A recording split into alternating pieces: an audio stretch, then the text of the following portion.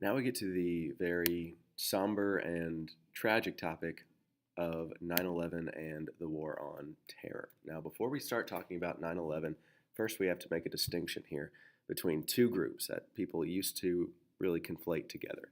And those two groups are Al Qaeda and the Taliban. You probably heard of both of those groups before, but they are different groups. Now, both of these groups are allies. They are both anti American radical Islamic groups, but they are different groups. So the Taliban's goal is to control the government Afghanistan. Okay, control the government of Afghanistan under strict and oppressive Islamic control and Sharia law. All right, so the Taliban is centralized in the country of Afghanistan itself. Al Qaeda does not have a specific country, but Al Qaeda is a terrorist group. So Al Qaeda's goal is to terrorize non Muslim nations, especially Western nations, into submission and wreak havoc on nations like the United States. All right, so like I said, they're both allies, both anti American radical Islamic groups, but they are different, and that is the difference.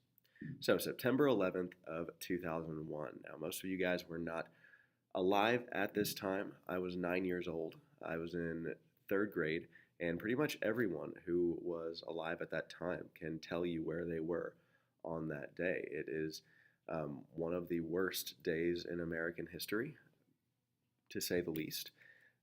And it was world changing. It really was. So basically, what happened was four airplanes were hijacked by Al Qaeda terrorists. Now, two of these planes were flown into the Twin Towers of the World Trade Center in New York City, killing thousands and causing these skyscrapers to collapse. These were some of the tallest buildings in the entire world. You had thousands of people inside these buildings. They had been attacked before, back in 1993, and now not only were they attacked, but they actually collapsed. These planes flew directly into these buildings, similar to a kamikaze attack from the days of Japan and World War II, and these towers actually fell. So one plane was flown into the Pentagon building in Washington, D.C. That's where the Department of Defense, the military, is headquartered, and one portion of that building was destroyed. And then one plane, United Flight 93, was headed for either the White House or the Capitol building, we think the White House. But the passengers were able to fight the hijackers, and they were actually able to bring the plane down in an empty field in Pennsylvania. So while they all died, they died as heroes, because if they hadn't fought back, then that plane would have crashed into either the White House or the Capitol building and killed many more people. Over 3,000 American civilians were killed on this one morning.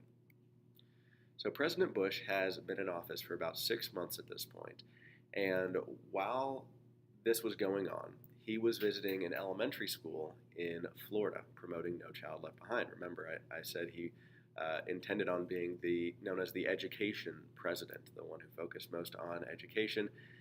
And then on this day, it became very clear to him that instead he would have to spend most of his presidency focusing on fighting terrorism and keeping America safe. So when his chief of staff, Andy Card, you see in that picture right there, he whispered to him what had just happened. He was in a classroom and he was listening to children read, and you can see that look on his face right after he was told, thinking, my gosh, everything is about to change. So Bush responded to the nation on the night of September 11th very strongly. So his advisors told him, don't go back to the White House yet. You need to go into hiding for your own safety.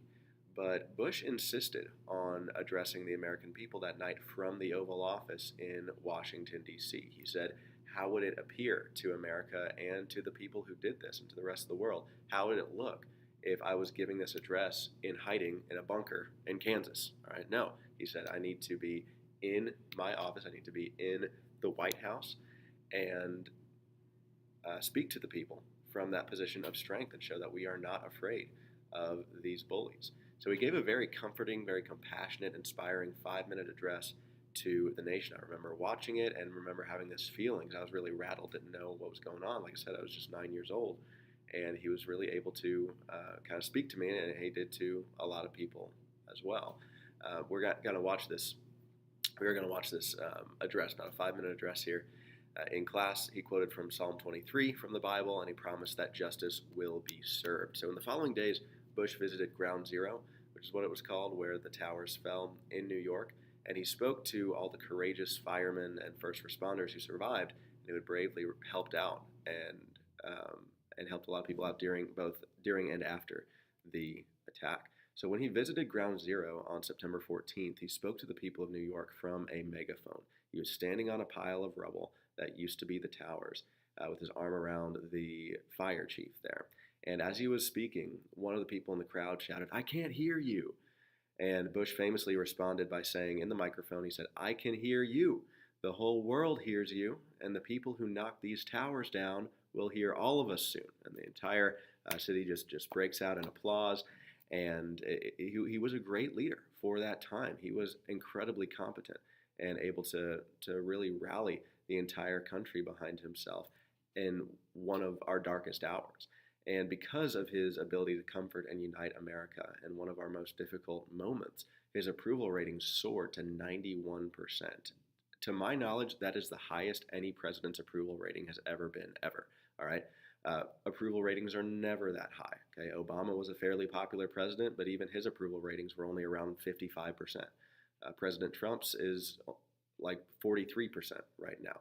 All right, and that's usually what a presidential approval ratings are, usually in the 40s or 50s. But his soared to 91%. Everyone, pretty much everyone, approved of his job responding to 9/11. Okay, and that's sometimes the mark of a good leader, how they respond in a time of crisis. So, because of his previous anti American terrorist actions and his threats and what he has said about our country and what he will do, we knew that Osama bin Laden, the leader of Al Qaeda, was behind the 9/11 attacks, and he later took credit for them. So, bin Laden became public enemy number one immediately. He probably should have been ever since the bombing of the USS Cole. But the hunt for bin Laden to bring him to justice really ramped up. Now, after 9/11, President Bush demanded that the Taliban, who controlled the government of Afghanistan at this time, hand over Osama bin Laden, who was hiding in Afghanistan. He said that the Taliban must hand over bin Laden to the United States and expel Al Qaeda from their country. Okay, Bush made it very clear. He said to the Taliban, he said, "Our fight is not with you.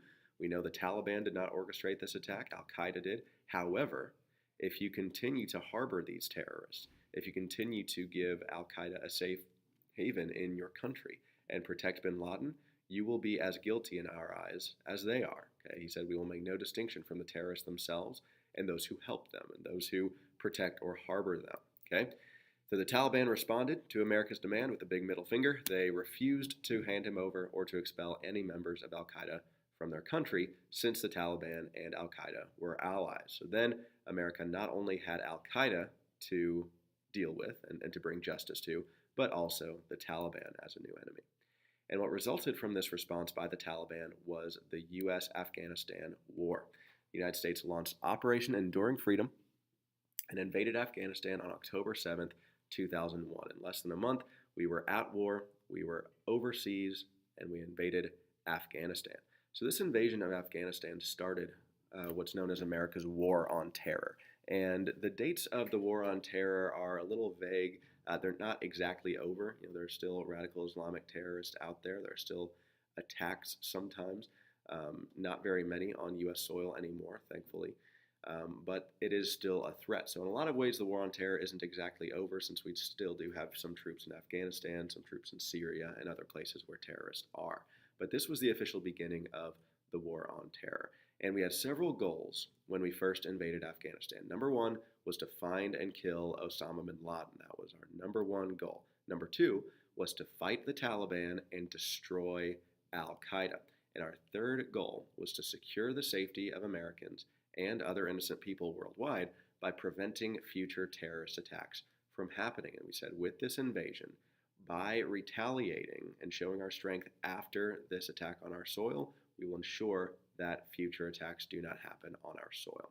So the hunt for bin Laden had started way back in the 90s, but after 9/11 in 2001, bin Laden became, as I said, public enemy number one. And a lot of people devoted their entire lives to finding him so that he could be brought to justice. And the U.S. actually came very close to killing him once in Tora Bora in December of 2001. Shortly after we invaded, we came this close to capturing him and killing him. We did capture many members of Al Qaeda, but bin Laden did evade our grasp. He escaped, and the U.S. was unable to find bin Laden during George W. Bush's presidency. It took us about a decade to finally find and kill Osama bin Laden because he was hiding out in the mountains of Afghanistan and Pakistan. Very difficult to find a needle in a haystack, especially when the haystack is a foreign government who does not want to work with you. So bin Laden remained hidden for 10 years after 9/11, mostly, as I said, in the mountains of Afghanistan and Pakistan. While the war in Afghanistan did not result in bin Laden's death for 10 whole years, it did not, and it didn't completely destroy the Taliban or Al Qaeda. A lot still was accomplished with it. Okay, I'm not saying it was 100% a great thing. Okay, but a lot was accomplished by the war on terror. We need to remember that. And the big thing is that for the remaining 7.5 years of George W. Bush's presidency, the United States was victim of 0 terrorist attacks. Okay, from September 11th, 2001 until January 20th, 2009, when Bush left office, 0 terrorist attacks were committed on U.S. soil. And that's a huge accomplishment, all right? Especially at this time when we were so vulnerable, so susceptible to terrorist attacks. Remember how many terrorist attacks took place in the 1990s during Clinton's presidency? Bush's swift and decisive actions following 9/11, while they failed to accomplish all of our goals, certainly, and there were a lot of mistakes along the way, it did keep the American people safe. So the result of the war on terror in Afghanistan, technically, it is still going on. We have much fewer troops over there than we used to. We don't really think of this as wartime anymore because we have so few troops over there, basically, to try to keep things stable. The Taliban still controls certain pockets of Afghanistan, and Al Qaeda still exists. It's not entirely gone, but it's much, much smaller, much less powerful than it was before 9/11. Okay, Al Qaeda hardly commits any terrorist attacks anymore. They're such a small fringe group in Islam and in the Middle East. And of course, as you guys know, ISIS became much more of a threat after Al Qaeda. But now ISIS is hardly a threat at all either. Okay, it's a much smaller threat now than it used to be too. Okay, so the war on terror has had many, many victories, including the near destruction of Al Qaeda, the near destruction of ISIS, all right, the fighting of the Taliban. Thousands upon thousands of terrorists have been brought to justice, and it is safer. Okay, the world is safer for that than it was before 9/11. Now, there are still some U.S. forces in Afghanistan fighting the Taliban and Al Qaeda in an attempt to kind of minimize their destruction and oppression, but our troop presence there is much smaller than it was during the 2000s. Now, while the war in Afghanistan was in full swing, there was another person who was suspected of harboring and supporting members of Al Qaeda, and his name was Saddam Hussein, the Islamo-fascist dictator of Iraq. Now, we've talked about him before. He was the one who invaded Kuwait in 1990 and caused the Gulf War to occur, and we fought that war against him and defeated him, all right? But now, since he has been a supporter of terrorism in the past and has used chemical weapons on his own people and weapons of mass destruction against the Iranians in the Iran-Iraq War in the 1980s, we suspected him of harboring and supporting members of Al Qaeda in his country. So this accusation, along with all of Hussein's many human rights abuses and his genocides against the Kurdish Muslims in the north of Iraq and the Marsh Arabs in the south of Iraq, the thousands upon thousands of his own people that he has killed and tortured, all right? In addition to all of that, there was also the belief that Hussein was hiding weapons of mass destruction. Okay, by this I mean nuclear weapons and or chemical weapons. And the reason why we believed he had weapons of mass destruction is because he used to have weapons of mass destruction. He used weapons of mass destruction, or WMD as we call them. He used them many, many times on the Iranians from 1980 to 1988 during the Iran-Iraq War. Okay, so he had WMD in the past, and we had no reason to believe that he would have done away with them, especially now that he has ramped up his tyranny. And all of this suspicion caused many Americans to believe that Hussein was an immediate threat to the United States. Okay, so Hussein's actions and American suspicions about them resulted in the United States invading Iraq in March of 2003. Okay, so this is about a year and a half after 9/11. And with the invasion of Iraq, we had the goal of toppling Saddam Hussein's government, replacing it with a better government, hopefully a democracy. We want to find and destroy potential weapons of mass destruction and fight the Al Qaeda forces that may be hiding in Iraq. Okay, so a lot of reasons why we invaded Iraq. To find the WMD was one of them. Also to fight Al Qaeda forces that are hiding in Iraq to prevent another 9/11 from happening on our soil. Okay, and to remove this Islamo-fascist tyrant from power and prevent him from killing more of his own people.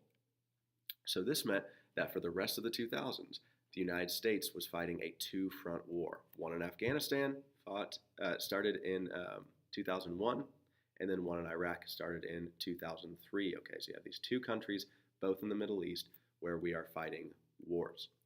Now, the U.S. led the war on terror, but we did not fight completely alone. There were a lot of nations that assisted in the global fight against terrorism, especially in Afghanistan. But one very close ally we had in Iraq specifically was Great Britain. Okay, George W. Bush's closest ally was the British Prime Minister, Tony Blair. And you see a picture of him there. Now, George W. Bush is a conservative. He's a Republican. And Tony Blair was a liberal. He was definitely a more liberal, more progressive Prime Minister of the UK. And a lot of times conservatives and liberals don't get along. But here, Blair and Bush had a very strong relationship. They set aside their differences for the purpose of pursuing world peace and the toppling of this tyrant in Iraq. Okay, he was prime minister for 10 years in the UK from 1997 to 2007. Okay, and a lot of that was during George W. Bush's presidency. He was prime minister during Princess Diana's death. Tony Blair was also the first foreign leader to call Bush after 9/11. And he was a strong proponent of the Iraq War. He's seen as one of the best prime ministers in British history. So during George W. Bush's presidency, which is 2001 to 2009, the results of the war on terror were pretty mixed. Okay, you have some good and you have some bad. In Afghanistan and Iraq combined, okay, we'll start with the bad, approximately 7,000 U.S. soldiers were killed. Okay, now that's horrible. 7,000 American lives being killed overseas. However, it's important to keep that in perspective. Okay? Now, I know people who were in Iraq. Okay, I'm not insensitive to that at all. We should not be. We should honor all those who served and who died. But if you look at that number, 7,000, that is much, much smaller than previous wars America has been involved in. Remember, in Korea, 58,000 Americans were killed in Korea, all right? In Vietnam, 68,000 Americans were killed. In World War I, 100,000 Americans were killed. In World War II, 400,000 Americans were killed. And in the Civil War, over 500,000 Americans were killed, okay? So if you look at all of that, this is a very, very small percentage of our total casualties in other wars. Now, again, not saying that those 7,000 lives didn't mean anything. They absolutely did, and those lives are precious. But when put in perspective, that casualty count is very, very low. So that shows that the wars were fought intelligently, if not perfectly. Okay, they weren't fought perfectly, but they were fought intelligently. Also, our military actions in the 2000s increased our national debt a ton. Okay, the Iraq War alone cost about $3 trillion. That is an insane amount of money. As you know, sometimes it's justified to spend money. Sometimes that does serve a good purpose. Other times it doesn't, you know. But we are in a massive amount of debt today, and that in part is due to the war on terror and how expensive it was. However, on the positive side, this war kept the United States safe for nearly a full decade, terrorism-free. If we had not fought the war on terror, I guarantee you we would have had more terrorist attacks occur on U.S. soil because terrorists would know that there was no consequence to it. Okay? It also took down Saddam Hussein. Okay? The world is better without him in it. It weakened Al Qaeda. It eventually led to the death of Osama Bin Laden, thus making the world a safer place. Okay, so that is 9/11 and the war on terror.